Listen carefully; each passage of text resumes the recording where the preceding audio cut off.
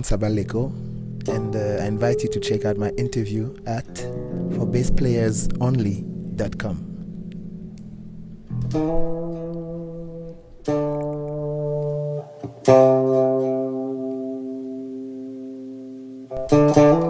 Hi everyone, I'm John Liebman. You're watching forbassplayersonly.com. Today we are here with Armand Sabal-Lecco. Did I pronounce that right? Nobody would pronounce it better than you.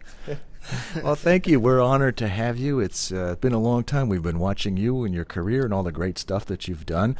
I'd like to start from the beginning. Tell me about you, specifically, what kind of musical upbringing did you have? How would you describe it?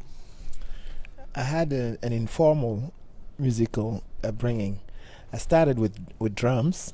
I started as a drummer. And You're from Cameroon. Yes, I'm from Cameroon, and I grew up in the capital city called Yaoundé. And no one would pronounce that better than you just did. I know I couldn't. Well, if you try, you would, you know. And so from there, I had music sort of runs a little bit in my family. I started with drums, and then I have a brother who's a bass player, who was part responsible of the Camaroonian bass craze, and another brother was a drummer, was in Paris, and listening to both of them, I got inspired and I started playing drums first, then bass. When I got to Paris, I started playing professionally. What made you pick up and go to Paris?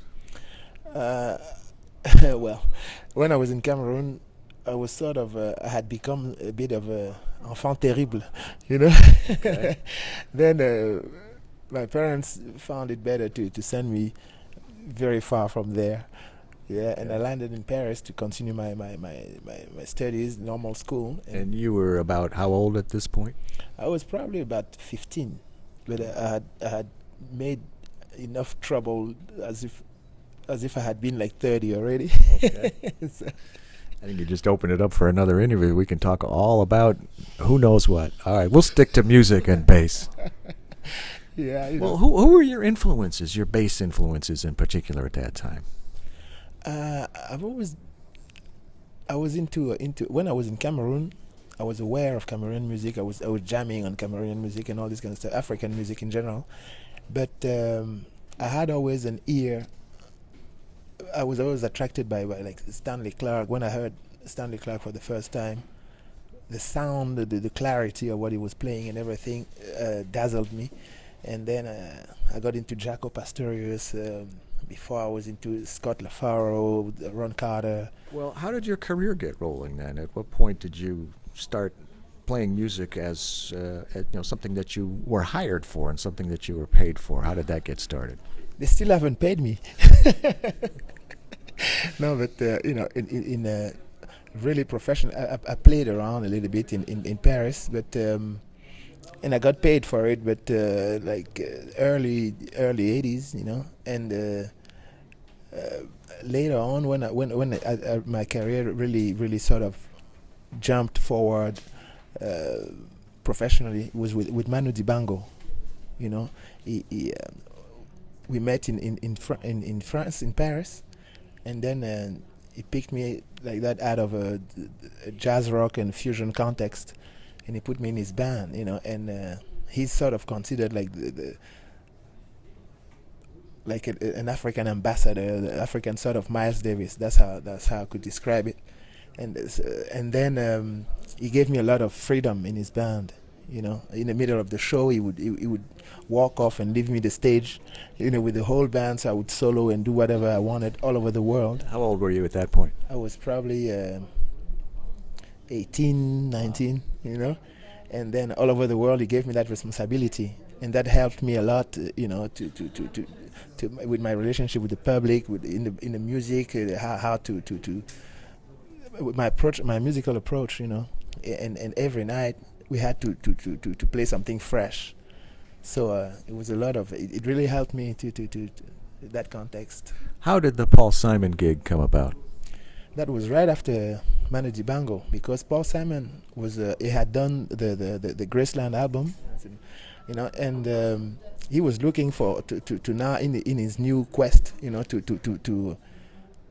to work on the music from West Africa and the diaspora, So his first idea was to mix the music of Brazil and West Africa. Wow. So therefore, he was looking for the most able musicians he could find that could do that. And then he heard about me, and that's how he contacted me to go to New York to record one song. And I wasn't sure if it was an audition or what, What was the song? It's called She Moves On, And then in the first couple of bars of the song, when I played, he's like, this is the guy. Come back to record the rest, Just a couple of bars is all it took, huh? When you're good, huh? Yeah, but, when you're lucky, you're lucky. Yeah. When you're humble, you're humble. Thank you. But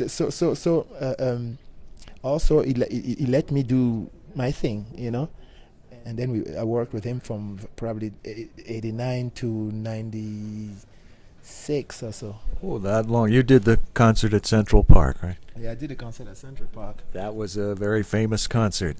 Yeah, and for me, actually, I wasn't aware of how big or how important it was, because we were on tour. So in the middle, after personally, beyond 500 or 1,000 people is the same thing, And the Central Park was 1 million people, Wow. And I didn't know we were recording.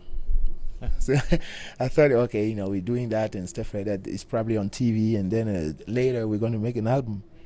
No, What's keeping you busy these days? These days I'm doing a few things. Like these days I work a lot with Stanley Clarke on many of the things he does, like movie scoring, and I compose also. I'm lucky enough to compose for him. I work with Mass Mental, the band that I have with Robert Trujillo from Metallica. Yeah. It's 2 basses, a drummer, and a singer. I work with Stuart Copeland. We have a band called Gizmo. And I'm working also on the soundtrack of the Jaco Pastorius movie right now. Oh, Robert's movie? Yes. Yes. So we're working on that, and I'm writing for my next album right now. Well, that's a lot. I heard a rumor you're talking to the Warwick people about something. Yeah, we're dating. Yeah, and so we're working on something that's a cross between my alembics, sonically it's alembic, and Music Man, Saber, and a Fender Jazz, let's say.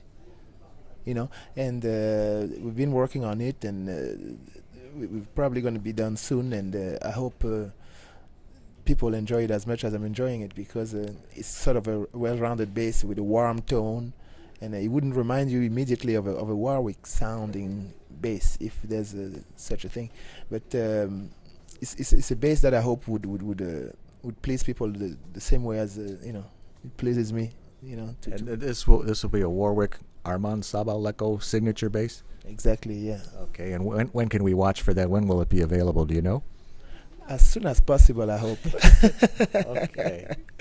How about the future, Armand? You've done so much already. You're still young. You still have a lot of energy, or as Phil Chen would say, you still have a lot of notes in you.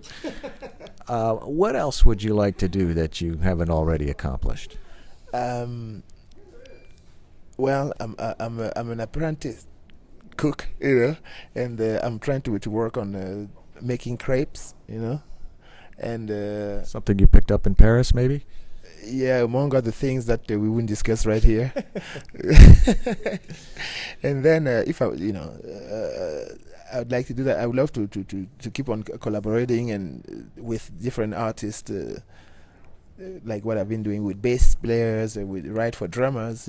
I was a drummer before, so my dream is really to work with a great drummer and write for them. Yes, Armand Sabal-Lecco, great catching up with you. Keep doing what you're doing. We'll keep enjoying it. Thanks very much. I'm John Liebman. You're watching ForBassPlayersOnly.com.